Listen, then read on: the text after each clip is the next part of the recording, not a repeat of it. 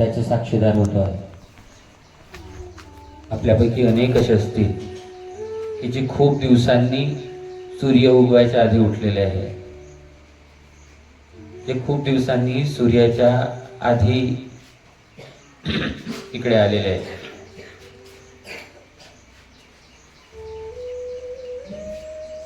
आणि या सर्व वातावरणामध्ये, या सर्व ठिकाणी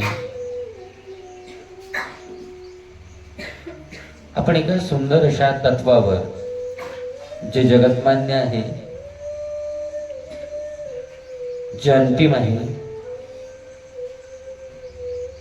आणि तेच फक्त सगळं काही आहे, या अशा विषयावर आपण बोलणार आहोत. तुम्ही ऐकणार आहात.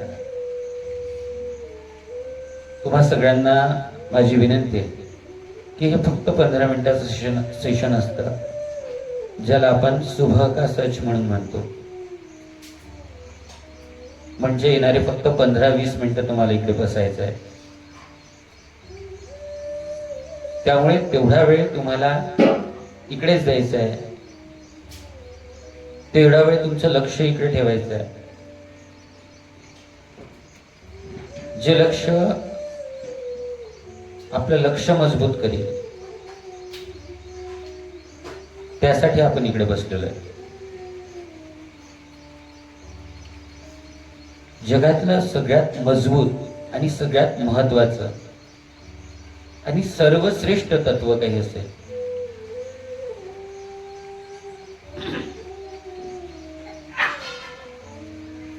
तर ते आहे, तसं तर आपण रोज म्हणतो की आपण पंचतत्वापासून बनलोय, आहे ना? आपण पंचतत्वापासून बनलोय. कुठले कुठले तत्व असतात? हवा, पाणी, अग्नी, वायू मीन्स वायू, आकाश आणि पृथ्वी. या 5 तत्वापासून आपण बनलेलो आहोत. आपल्या शरीरामध्ये हे 5 तत्व असतात. म्हणजे आपल्या शरीरामध्ये मातीचा अंश आहे, जी आपली ही बॉडी दिसते, ही मातीपासून बनली आहे.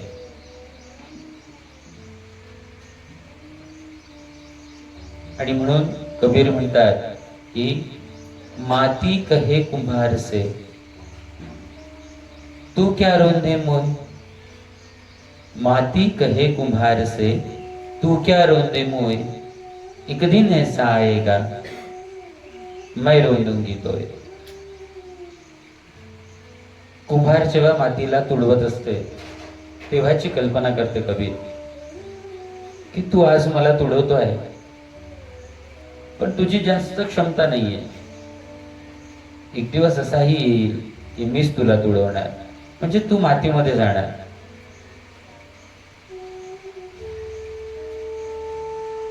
मातीचं तत्व आपल्या शरीरामध्ये असते, जे आपण बनलेलो आहे.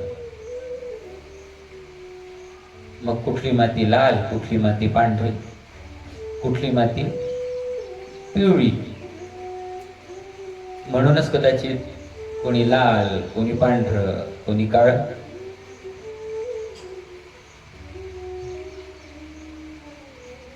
जल तत्व आहे आपल्या आतमध्ये. आपल्या रक्तामध्ये पाणी आहे. आपल्याला अनेकदा डॉक्टर्स म्हणतात की शरीरातलं पाण्याचं प्रमाण कमी झालं, शरीरातलं पाण्याचं प्रमाण कमी झालं. डिहायड्रेशन वगैरे जेव्हा होतं तेव्हा ते कमी व्हायला नको, ते टिकून राहायला हवं. म्हणून हवा आहे, श्वास घेतो आपण, श्वास सोडतो. जीवन काय असते? लिया गया श्वास और छोड़ा गया श्वास, इसके बीच में जो दूरी है वही तो जीवन है. कल्पना करा, एकदा श्वास गेला आतमध्ये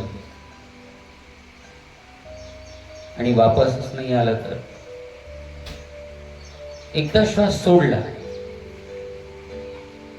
आणि पुन्हा घेतल्याच गेला नाही तर? तुम्ही किती काही सुंदर असा, तुम्ही किती काही शक्तिशाली असा, तुम्ही किती काही मजबूत असा, हवेचा अगदी एवढूसा क्षण, एवढूसा कण, तो जर आतमध्ये गेला नाही तर तुमच्या बाकी सगळ्या गोष्टी डिस्ट्रॉय, काहीच टिकणार नाही. ते श्वासाचं येणं आणि जाणं, ज्याला आपण ओहम सोहम म्हणतो, ओहम सोहम, ते चालू असलं पाहिजे. हवा चालूच असली पाहिजे, हवा थांबता कामा नये.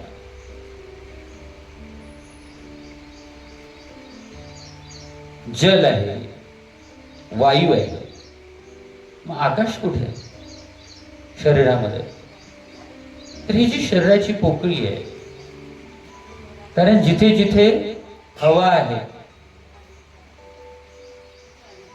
जिथे जिथे हवा आहे, ही हवा कुठे जाते? हवा कुठे आहे? जिथे जागा आहे तिथे हवा आहे, जिथे जागा नाही तिथे हवा आहे का? हवेला जागा पाहिजे आहे ना. अनेक लोक म्हणतात शरीरामध्ये आकाश तत्व नाही आहे. पण प्रश्न हा आहे की जर तुम्ही म्हणता वायू आहे तर तुम्हाला आकाश स्वीकार करावं लागतं. आकाश म्हणजे पोकळी, आकाश म्हणजे जागा. कारण आकाशाशिवाय हवा राहू शकत नाही. ब्लँकेटाच्या आतमध्ये पॅक केलेल्या चिमटीमध्ये हवा नसते. जिथे कुठेतरी जागा आहे तिथे हवा आहे, आणि मग हवा आहे म्हणजे जागा आहे. अग्नी आहे, मनुष्य जातो मरतो आपण ज्याला म्हणतो, तर सगळ्यात पहिल्यांदा व्हायला लागणारी प्रोसेस, आपण सगळे म्हणतो हातपाय थंड व्हायला लागले म्हणजे काय? तर जो ऊर्जेचा घटक आहे, जी अग्नी आहे, ती अग्नी आता शांत व्हायला लागली.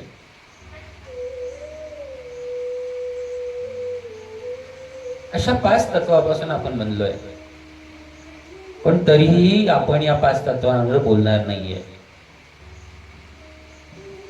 हे 5 तत्व माणसाच्या शरीराला बनवतात, हे 5 तत्व पृथ्वीला बनवतात, हे 5 तत्व जगाला बनवतात. या 5 तत्वाच्या पलीकडे जगात दुसरं कुठलंच तत्व नाहीये. पण तरीही या सर्वांच्या वर, या सर्वांच्या पेक्षा शक्तिशाली एक सर्वोत्तम, सर्व सुंदर आणि सर्वात महत्वाचं असं एक तत्व आहे, आणि त्याचं नाव आहे सत्य.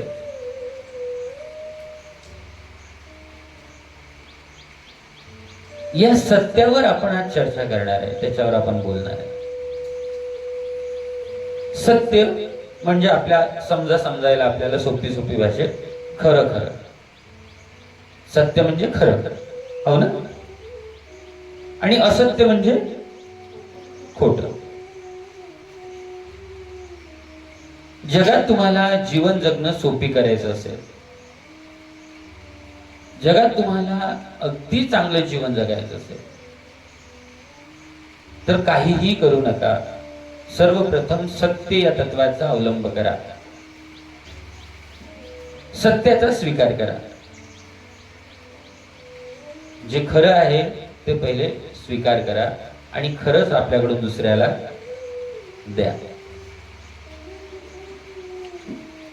सत्य हे सर्वश्रेष्ठ तत्व आहे. मग सत्य काय असतं? सत्य कसं असतं?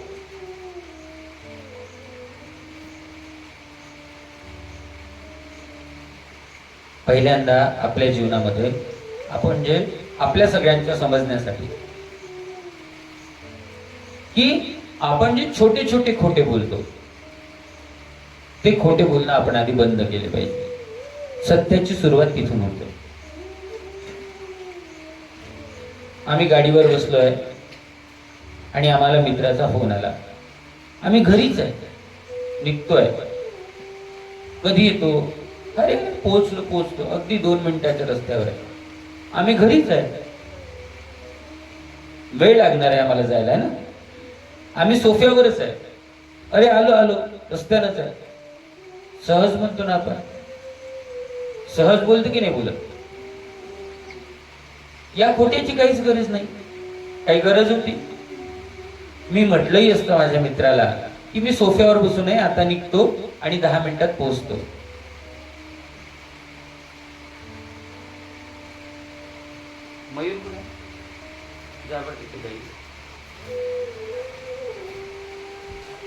मी म्हटलंही असतं मित्राला की मी आता निघतो 10 मिनिटांनी पोहोचतो. तर माझ्या मित्रांनी मला मृत्यूदंडाची शिक्षा दिली असती का? काहीच नाही. तरीही आम्हाला असत्याचा इतका सराव झाला की आम्ही क्षणाक्षणाला खोटं बोलतो. अगदी खोटं. आता 12वीचा निकाल लागला, 10वीचा निकाल लागला. किती मार्क मिळाले रे? त्याला मिळाले 50. उगीच सांगणार 55 वगैरे मिळाले. तू 50 म्हटल्याने समोरच्याला काही फरक पडणार आहे का? काहीच नाही. आम्ही मुळात खोट्याची प्रॅक्टिस, असत्याची प्रॅक्टिस एवढी जोरदार केलेली आहे की सामान्य जीवनातलं सत्य सुद्धा हरवलेलं आहे. मग अंतिम सत्य तर वेगळी गोष्ट आहे. सत्याच्या वरच्या पायऱ्या खूप दूरच्या गोष्टी आहेत. पण सत्याची सुरुवात अगदी छोट्या छोट्या गोष्टीपासून होते. सत्य तुमचं जीवन सोपी करतं. पहिलं सत्य आम्ही असत्य बोलतो. मित्राचा फोन आला, कुठे आहे तू? अरे निघालो मी, रस्त्यानंच आहे आणि गाडीवर आहे, 2 मिनिटात पोहोचतो. पुन्हा त्याचा फोन येतो. 2 मिनिटं झाल्यावर तो 5 मिनिट वाट पाहतो. 5 मिनिटांनी पुन्हा फोन करतो. अरे 5 मिनिट झाले आला नाही तू. अरे इथंच आहे आलो. दुसरं असत्य. मग आम्ही पोहोचलो 10 मिनिटांनी. मग तो चिडून असतो. मग तो म्हणतो अरे खोटा कसा बोलला, असं झालं तसं झालं. नाही मी तर निघालो होतो, पण रस्त्यात ते दगड लागला, गाडी पंक्चर झाली. पुन्हा तिसरं असं. एका खोट्याला लपवण्याकरता मग वारंवार फक्त आणि फक्त खोटं बोलत जावं लागतं. आणि हे खोटंच आमच्या आयुष्याला विष बनवतं. हे खोटं आमच्या आयुष्याला दुःखात घेऊन जातं. प्रत्येक दुःखाच्या मागे असत्य आहे. जीवनात ज्याला दुःख आहे समजून घ्या, तो खोटं बोलतोय. काय खोटं बोलतोय? माझ्याकडे 2 आणे आहे, म्हणजे माझ्याकडे 2 रुपये आणि मी समाजाला दाखवतोय माझ्याकडे 5 रुपये. माझ्याकडे मुळातच 2 रुपये. मी किती रुपयाची वस्तू वापरली पाहिजे? माझ्याकडे 2च रुपये. मला 1 रुपयाची वापरावी लागेल. 1 रुपया माझी बचत होईल. पण माझ्याकडे 2 रुपये असताना मला वस्तू वापरायची 5 रुपयाची. आणि का? गरजेचं आहे असं पण नाही. समोरच्याला सांगायचं आहे माझ्याकडे 5 रुपये आहे. का वापरतोय माहितीये? समोरच्याला सांगायचं माझ्याकडे आहे, माझ्याकडे नाहीये. माझ्याकडे आहे हे दाखवणे हे असत्य आहे. माझ्याकडे नाहीये हे सांगणे सत्य आहे.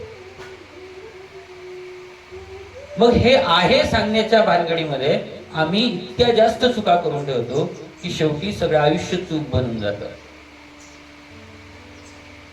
सगळे प्रॉब्लेम होऊन जातात.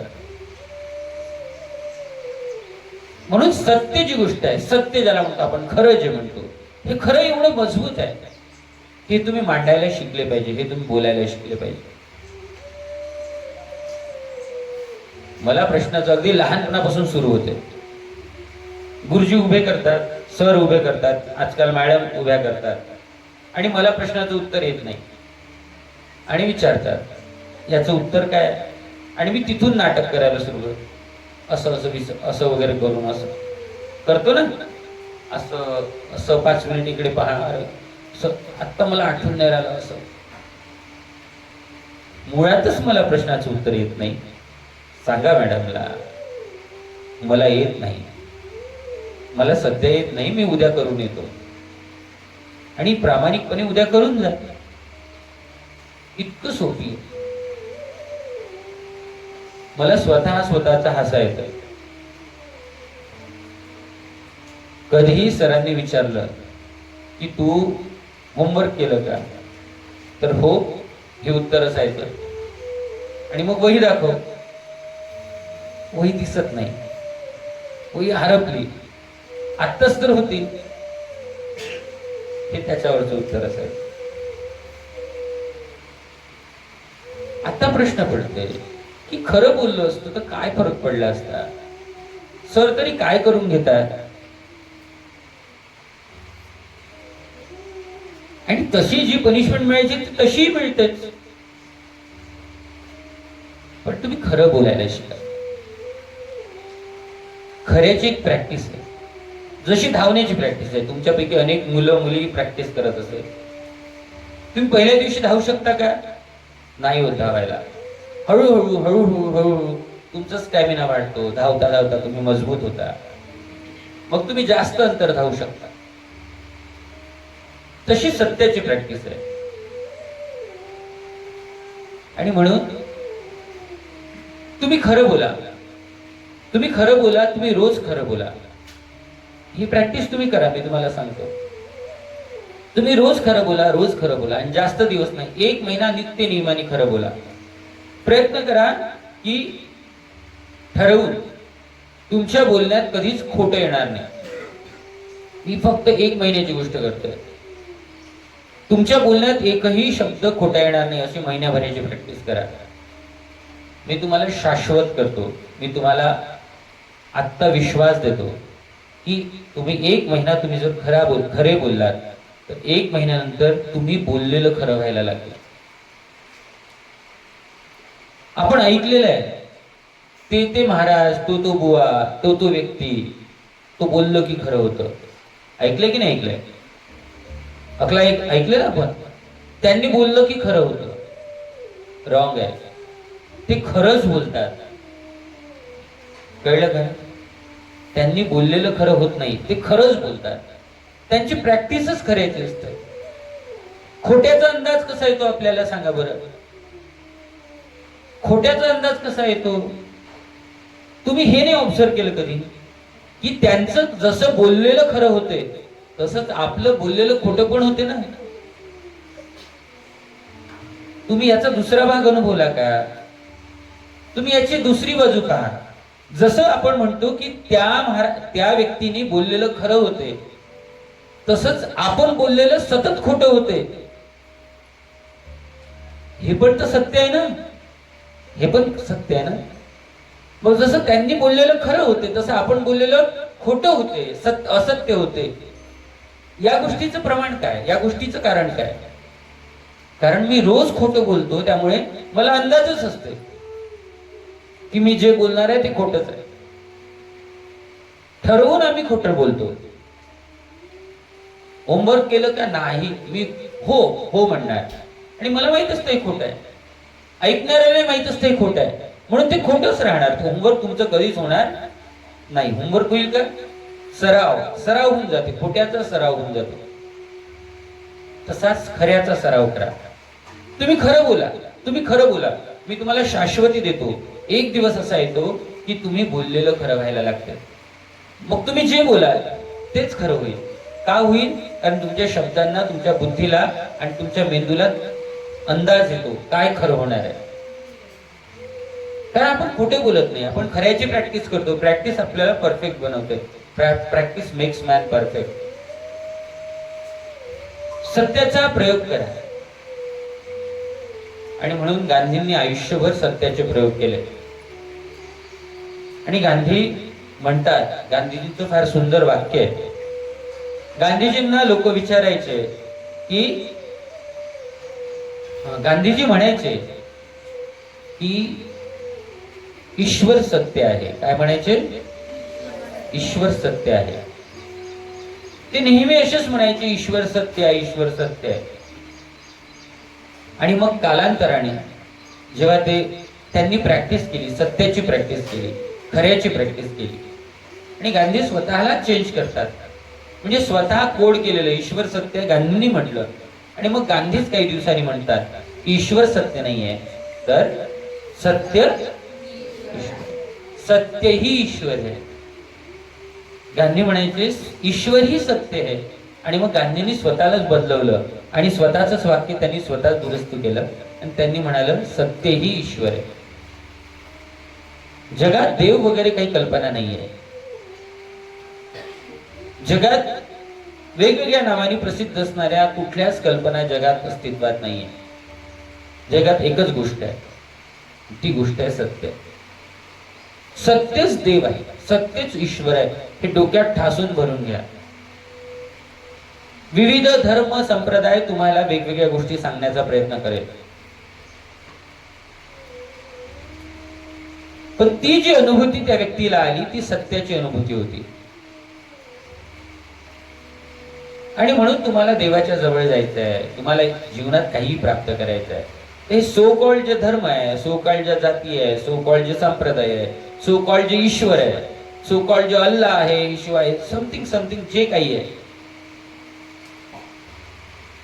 हे तुम्हाला कुठेच त्या तत्वापर्यंत नेणार नाही. एकच प्रॅक्टिस तुम्हाला सर्वश्रेष्ठ बनवेल. आणि तुम्हाला खरं सांगतो, जगात खूप मोठं, तुम्हाला किती काही मोठं व्हायचं असतं, एकच प्रॅक्टिस करा, खरं बोला. समोर काहीही आव्हाने उद्या, खरं बोला. खऱ्याची ताकद मोठी असते. तुम्हाला ट्रॅफिकवाल्याने पकडलं, का खोटं बोलायचं की नाहीये, माझ्याकडे लायसन नाहीये, सांगा. तसाही तो तुम्हाला सोडणार नाही. त्याला अगदी प्रेमाने सांगा, काका माझ्याकडे लायसन नाहीये, पण आता काम होतं म्हणून मी गाडी काढली, पण मी आता याच्यानंतर नक्की काढून घेईन. आणि त्याला काढून घेईन म्हटल्यावर ते तुमचं सत्य पण तुम्हाला सांभाळायचं आहे, मग तुम्हाला ते काढून घ्यायचं आहे. तुम्ही केलेलं नाटक त्याच्यासाठी नवं असतं का? तरीही मी नाटक करतो, कारण आम्हाला असत्याची सवय झाली. तो ट्रॅफिक पोलीस दिवसातून किती लोकांना पकडतो, किती लोकांना पकडतो, पकडतो की नाही? प्रत्येक माणूस त्याच्याकडे नाटक करतो. असं तुमच्यासारख्या बॅग मध्ये चचपडणं, उगीच फोन मध्ये पाहणं, हे त्याला रोजचं आहे. आणि मला हे माहिती आहे, तरी मी हे सगळं करतो, कारण असत्याची प्रॅक्टिस बघा किती स्ट्रॉंग आहे आमची. माहित नाही का आपल्याला? अरे तो दिवसातून 200 लोकांना पकडतो, 200 पैकी 150 लोक त्याला हेच उत्तर देतात, नाही नाही भाऊ आहे, घरी राहिलं, असं झालं तसं झालं. तो तुमच्या चेहऱ्यावरून ओळखतो तुमच्याकडे लायसन आहे की नाही, आहे की नाही. तरी मी त्याच्याशी खोटं बोलतो. प्रयोग करा, त्याला खरं सांगा, काका मी काढलं नाही अजून लायसन, पण मी काढणार आहे आता, आणि मला एवढ्या वेळेस सोडून द्या, मी पुढच्या वेळेस नक्की काढतो. आणि काढा. शक्यता आहे ना तो तुम्हाला सोडेल, शक्यता आहे की नाही आहे? आणि तुम्ही जे नाटक करताय त्याच्यात 0% शक्यता आहे. नाही नाही आहे, घरी राहिलं, याला फोन लावतो, तो तुमचं काही ऐकत नाही. याच्यात काही शक्यता आहे का? आम्हाला सवय झाली. मी म्हणलं मला स्वतःचा हसा येतो. मी माझ्या शिक्षकांना सांगत होतो, अरे अरे होमवर्क नाही झालं, केलंय सर होमवर्क, वही हरवली. मी काय त्याचा पहिला स्टुडंट थोडी नव्हतो. मी काय त्या मास्तरकडे शिकायला जाणारा पहिला विद्यार्थी होतो का? त्यांनी माझ्यासारखे कितीतरी विद्यार्थी शिकवले. आणि मी जे खोटं बोलत होतो ते दिवसातून 100 वेळा तो रोज ऐकतो. याचा मला अंदाजच आला नाही तेव्हा. आणि मी त्या असत्याची प्रॅक्टिस करत राहिलो, आणि तो मला सोडून देत राहिला कधी कधी, यासाठी की जाऊ दे, लहान लेकरू आहे. आणि मला असं वाटायला लागलं की पहा मी किती चांगलं खोटं बोलतो, मी कसं फसवलं. मी फसवलं नाही, त्यांनी मला सोडून दिलं की जाऊ दे. उलट मी खरं बोललो असतो, त्यांनी मला सोडलंच असतं, पण त्यातला माझ्याबद्दलचा सन्मान त्याच्या नजरेत वाढला असता. आणि मला जे गिल्ट आहे आज आयुष्याच्या या क्षणाला, ते गिल्ट राहिलं नसतं, आहे की नाही? ते असत्याची प्रॅक्टिस आपण एवढी स्ट्रॉंग करतो, एवढी रोज करतो, एवढं खोटं बोलतो की आपल्याला असत्याची सवय होऊन जाते. सो या शिबिरामध्ये तुम्ही काय शिकता काय नाही हा नंतरचा भाग आहे. आपण या पहिल्या सेशन पासून, या वेळेपासून आपण सुरुवात करूया. आणि ती सुरुवात ही असणार आहे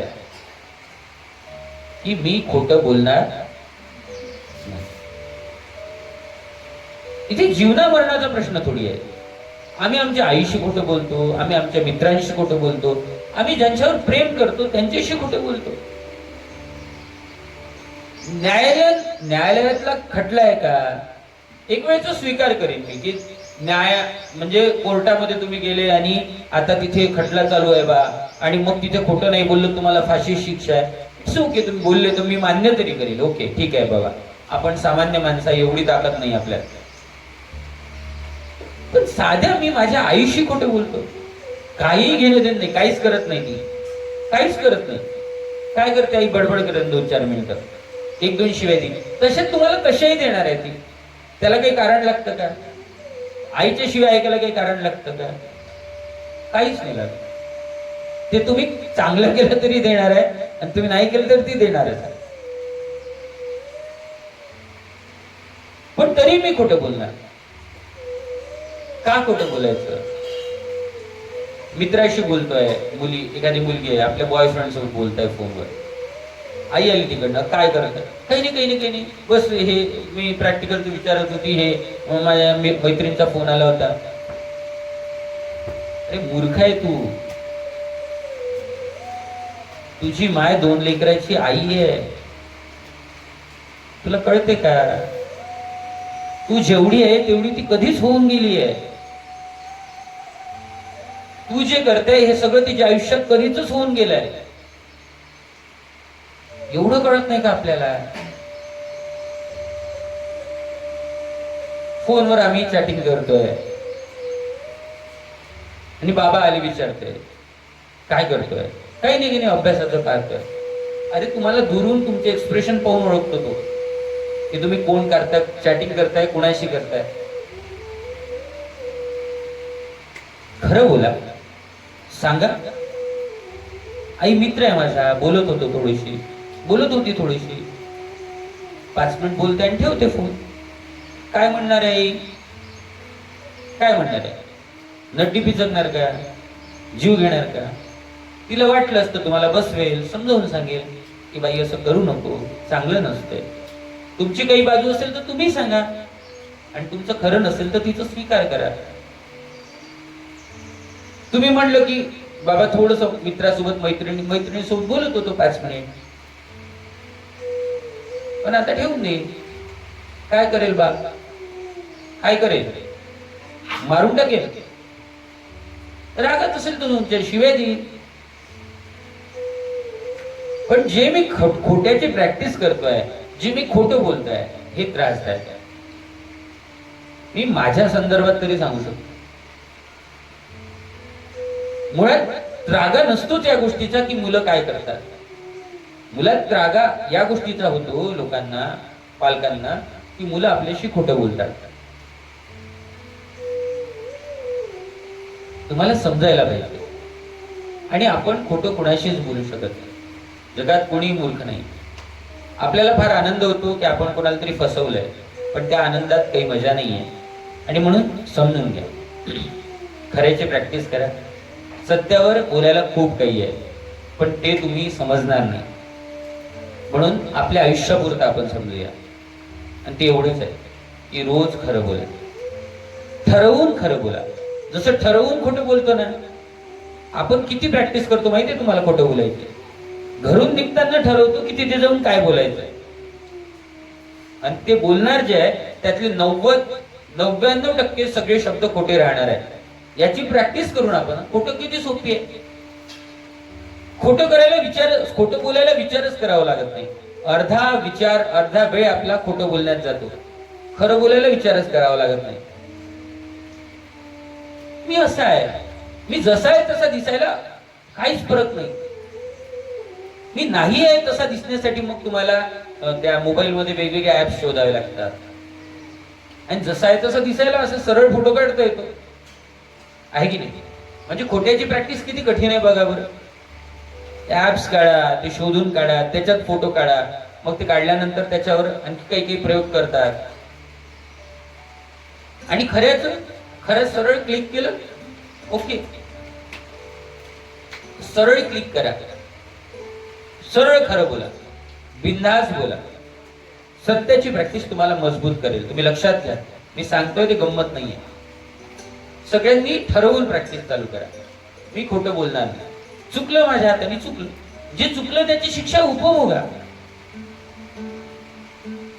शेवटी घडलेल्या गोष्टीचं प्रायश्चित्त करणे हे आपला धर्म आहे. जी चूक माझ्या हाताने झाली याचं प्रायश्चित्त कोण देणार आहे? मला द्यावं लागेल की नाही द्यावं लागेल? द्यायला पाहिजे. तर चुकलं तर ते खरं बोला, सांगा की माझं चुकलं, आता नाही करणार. आमचा प्रॉब्लेम हा आहे, आम्ही एक खोटं लपवतो आणि ते खोटं कंटिन्यू करण्यासाठी प्रयत्न करतो.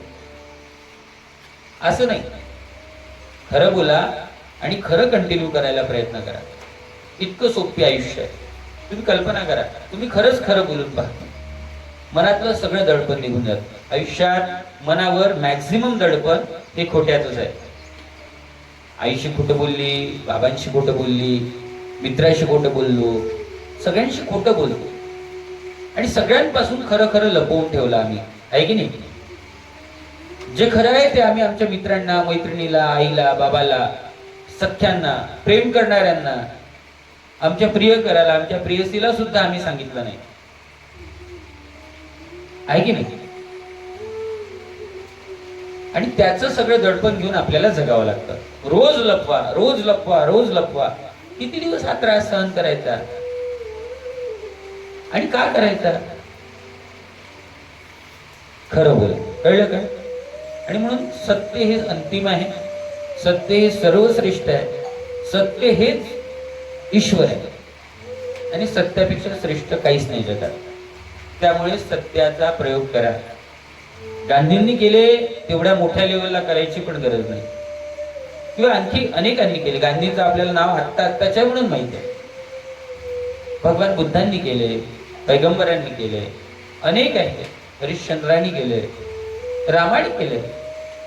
रामाने काय केलं? सत्याचाच प्रयोग केला ना.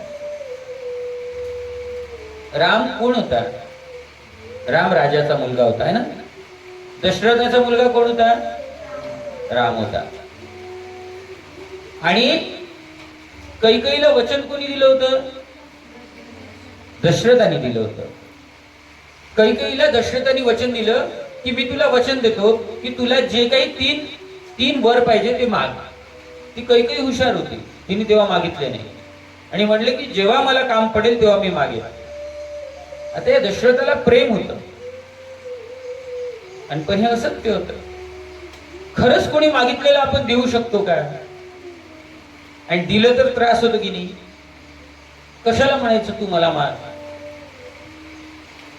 यांनी म्हटलंच नसतं तू मला माग, यांनी म्हटलं असतं की बाबा माझ्याकडे जे शक्य आहे मी तुला देईन, तर सोपी होतं. पण हा खोटा बोलला. कोण? दशरथ खोटा बोलला. तू मागशील, म्हणशील ते मी तुला देईन, शक्य आहे का रे? कोणी जीव मागतला देता येतो का? आणि मग आम्ही खोटे बोलतो रोज आमच्या प्रियसी सोबत, प्रियकरासोबत. मी तुझ्यासाठी जीव द्यायला तयार आहे. कशासाठी बाबा? तुझ्या मायनी, तुझ्या बापानी फार कष्ट करून तुला जन्माला घातलं, मोठं केलं, तू हिच्यासाठी जीव द्यायला तयार. आणि हे सगळं सुरू होतं. तसंच तू दशरथ पिसाळलेला होता, म्हणून त्यांनी तिला वचन दिलं, मी तू म्हणशील ते करायला तयार. मग वेळ आली, तिने म्हटलं, जीवच मागितला तिने सरळ सरळ, आहे ना? दशरथाचा जीवच गेला, त्याचा जीवच होता राम. त्यांनी म्हटलं जा याला वनवासात पाठव. म्हटलं ना. आता हिच्यात मजा बघा. वचन कोणी दिलं? दशरथाने दिलं. वनवासात कोण गेला? सरळ सरळ स्वतः दशरथ म्हणला रामाला. दशरथ म्हटला रामाला की बाळा मी वचन दिलंय, माझ्या वचनाला तू बांधील नाहीये. दशरथ काय म्हणला की मी वचन दिलंय. दशरथाने वचन दिलं होतं, रामाने दिलं होतं का? नाही. मी वचन दिलंय, माझ्या वचनाला तू बांधील नाहीये. तू एक काम कर, जरी मी तुला राजा बनवू शकत नाही कारण मी तिला वचन दिलंय, तरी तू राज्य मिळवण्यासाठी तुझा हक्क म्हणून, कारण तू मोठा मुलगा आहे आणि नियमाप्रमाणे मोठा मुलगा हा काय बनत असतो? राजा बनत असतो. तू ताकदवर आहे, तू शक्तिमान आहे, तुझ्याकडे सगळं काही आहे.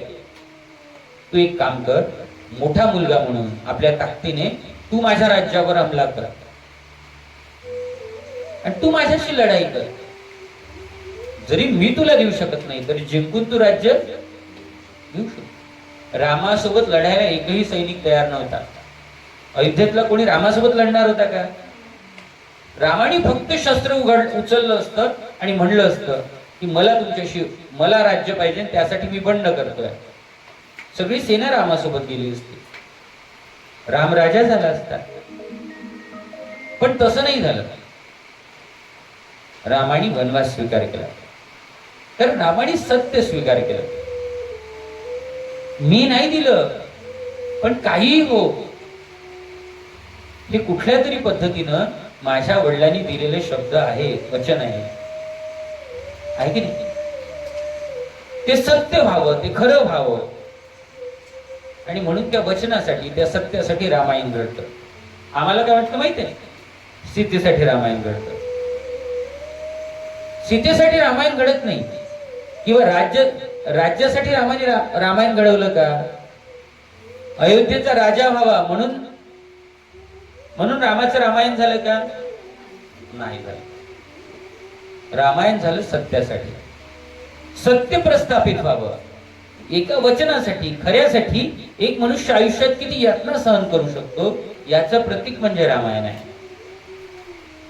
आणि आम्हाला वाटतं राजा राणीची गोष्ट म्हणजे रामायण आहे.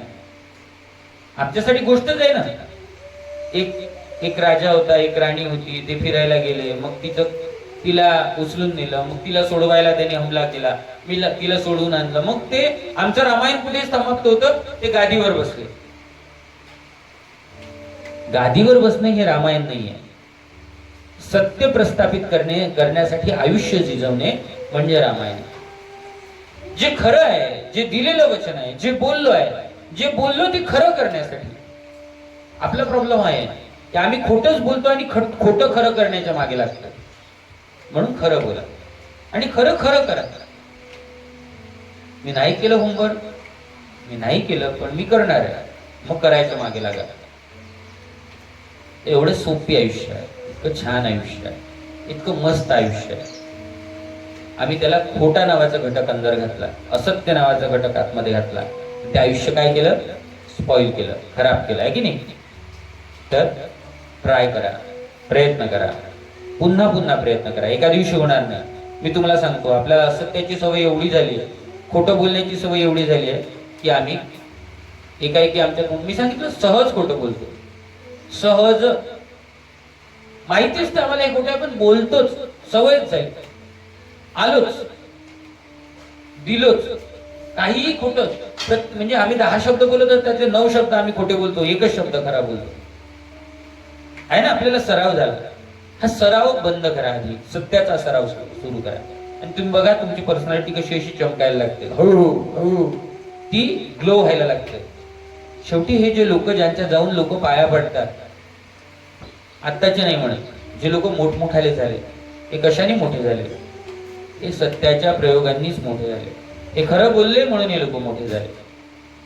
तुम्हाला आयुष्यात जर काही मोठं व्हायचं आहे किंवा साधं चांगलं जीवन जगायचं, आनंदी जीवन जगायचं, मी तुम्हाला सगळ्यांना सांगतो, या एका तत्वापासून सुरुवात करा. पुढे अनेक गोष्टी आहेत, पण एक गोष्ट सुरुवात करा, आजपासूनच करा, की मी खोटं बोलणार नाही, मी खरंच बोलेन. मी काय करेन? खरंच बोल. काय करेन? मी काय करेन? सगळ्यांनी सांगा, मी काय करेल? मी काय करेल? सगळ्यांनी बोलायचं. मी काय करेल? खरं नाही, खरंच बोलेल. मी काय करेल? मी काय करेल? खरंच बोलायचं. खोटं बोलायचं? जोरात बोला. खोटं बोलायचं नाही. खरं बोला. खऱ्याची प्रॅक्टिस करा. खरं तुम्हाला उन्नत करतं, मजबूत करतं. खरं म्हणजे सत्य. सत्याचा आणखी आंतरिक गाभा आणखी सुंदर आहे, आणखी विशाल आहे. पण तुमच्यासाठी सध्या पहिल्या शिबिरासाठी हे समजून घ्या की आपण खरं बोलायचं. इथून सुरुवात करा. आणि तुम्हाला सांगितलं, जास्त दिवस नाही, एक पहिल्या आठवड्यातच तुम्हाला अनुभूती यायला लागेल. हे चमत्कार बिमत्कार काही नसते, पण तुम्ही प्रयत्न करा, तुम्हाला आपोआपच मजा यायला लागेल. अरे हे लपवलं तुम्ही या माणसापासून हे, आणि हे ऐकल्यावर त्या समोरचा हसून राहिला. तुमच्या लक्षात हे एवढंसं लपवायसाठी मी किती प्रयत्न केले, आणि हे तर इतकं सोपं, याला काहीच प्रॉब्लेम नाहीये. खरं बोला, चांगलं बोला, प्रेमाने बोला, असा प्रयत्न करा आणि आपलं जीवन उन्नत करा. आजच्या शुभ सच मध्ये हाच विषय होता, सत्य. काय होता? सत्य. आणि आपण सत्य समजून घ्या. आपण सगळ्यांनी डायऱ्या आणल्या असतील तर रूम मध्ये गेल्यावर, हॉलमध्ये गेल्यावर त्या डायरीमध्ये पहिलं वचन लिहून घ्या, ते म्हणजे मी नेहमीच सत्यच बोलेल. हे लिहून घ्या. आणि दुसरं पण लिहा, ते मी आपल्या इथे लावून पण होतं आधी, की तुम्ही जर रोज खरं बोलाल, काय होतं लिहून रे, तुम्ही जर रोज खरं बोलाल, काय एक दिवस असा येईल की तुमचं बोललेलं खरं व्हायला लागेल. हे लिहून घ्या आणि याचा प्रयोग करा. जास्त दिवस नाही, 1 महिना 2 महिने याचा प्रयोग करा. तुम्ही रोज खरं बोला आणि तुम्ही मग अनुभूती घ्या, तुम्ही बोललेलं खरं व्हायला लागेल, तुम्हाला खऱ्याचा अंदाज यायला लागेल. आणि म्हणून रोज खरं बोला, रोज खरं बोला. मग बघा, एक वेळ अशी येते की तुम्ही बोललेलं काय व्हायला लागतंय, खरं व्हायला लागतंय. ओके. जय जगत. यानंतर काय सेशन?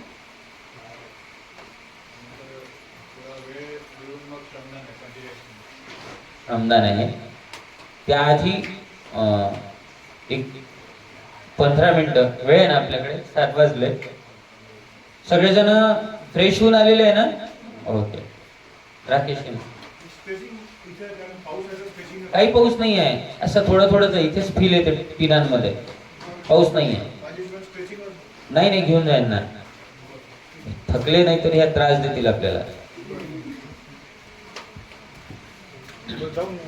हा,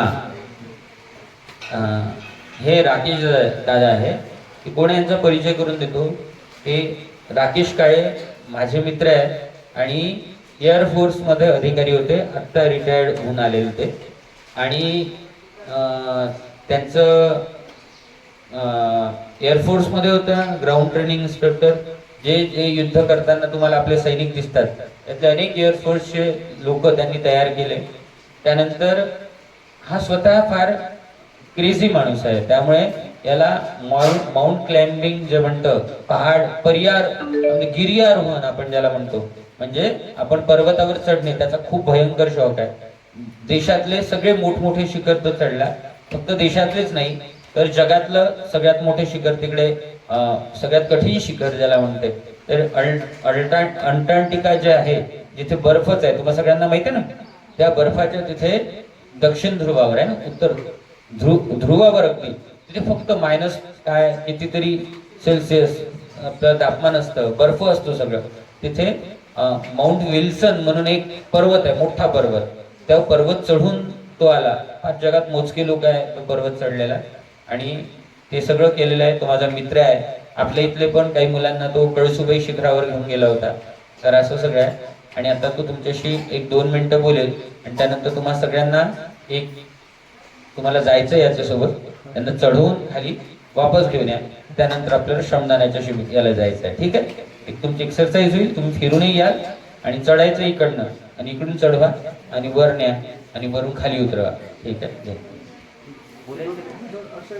आपण ह्या मानसिक आपल्याला हे जे आपलं सेशन आहे बेसिकली 5 दिवसाचं, त्या सोबत थोडी शारीरिक तयारी पण करावी लागेल ना, जेणेकरून तुम्हाला मानसिक गोष्टी ग्रास्प करण्यासाठी तुमची बॉडी तयार होईल. तर आपण जे थोडं सोशली आपण थोडं वॉकिंग करून येऊ, वॉकिंग काहीच करायचं नाही. आणि ग्रॅज्युअली आपण काय करायचं ते उद्यापासून थोडं 15-15 मिनिटं आपण सेशन घेतो. जास्त मोठं सेशन नाही, फक्त 15 ते 20 मिनिट आहे की नाही. ठीक आहे. आणि ह्या सगळ्या गोष्टी तुम्ही करताल. फक्त हे तुम्हाला एकदा सगळ्यांना मिक्स होण्यासाठी आपण करू. थोडं डिफेन्सच्या लँग्वेजमध्ये 3 ट्रीज म्हणतात त्याला. तर आपण वरती चढताना थोडा सांभाळून जाऊ, पाऊस चालू आहे, तर एकमेकांना सपोर्ट देऊन जायचं, बाकी काहीच नाही. भाई आपल्यापैकी कुणी असेल ते इथे बघा 5-10 फुटाचंच आहे हार्डली, त्याला चढायला त्रास देऊ, तर त्यावेळेस आपण एकमेकांना सपोर्ट करायचा. ही बेसिक गोष्ट आहे. तुमच्यापैकी सगळेजण करतात, भाऊ ये रे बाबा, ताई ये रे वर, तर that has to be done. ह्या गोष्टी तुम्हाला मीन्स अननोइंगली तुमच्यामध्ये ह्या बॉन्डिंग तयार करतील. वाटतं हे काहीच नाही, पण आपल्याला असं ह्या गोष्टी बॉन्डिंग तयार करतील. ठीक आहे. तर आपण 2-2 किंवा 3-3च्या रंगीमध्ये त्यांचा रस्ता माहिती आहे का तुम्हाला? बरं, रस्ता तुम्ही स्वतः तयार नाही, रस्ता त्यांना स्वतःला तयार करू दे. माउंटेन मध्ये किंवा आपल्या आयुष्यात स्वतःला रस्ता स्वतः तयार करायचा आहे. कालपासून मी पण तुमच्या शिबिरांमध्ये आहे आणि मी जवळपास 5 दिवस मी तुमच्या सोबत राहील, कारण मला पण खूप साऱ्या गोष्टी शिकायला मिळतात म्हणून मी इथं आलोय. तुम्हाला शिकवायला आलो नाही एवढं लक्षात ठेवा. मी तुमच्याकडनं शिकायला आलोय, दादाकडनं शिकायला आलोय, सारंग दादाकडनं शिकायला आलोय. तुमच्यासोबत जाऊन मी काय काही शिकत राहील, ठीक आहे. आणि तुम्ही मला शिकवा, मी तुम्हाला शिकवा. म्हणजे जे तुमच्याकडे आहे ते तुम्ही हे आदान प्रदानाचा प्रोग्राम करू. सब कुछ होता है. उभे राहा. जर पाऊस ठीक आहे ना, तर आपण 15 मिनिटं वॉकिंग करून घेऊ आणि इथं आल्यावर 5 मिनिटं स्ट्रेचिंग करू, ठीक आहे. आराम लागेल. बरं, ठीक आहे. आपण निघायच्या पहिले बेसिक मी तुम्हाला काही गोष्टी फिजिकल ऍक्टिव्हिटी बद्दल सांगतोय. लिसन. बेसिकली फिजिकल ऍक्टिव्हिटी साठी मी तुम्हाला 5 मिनिटं घेईन, कारण वर्बल सेशन्स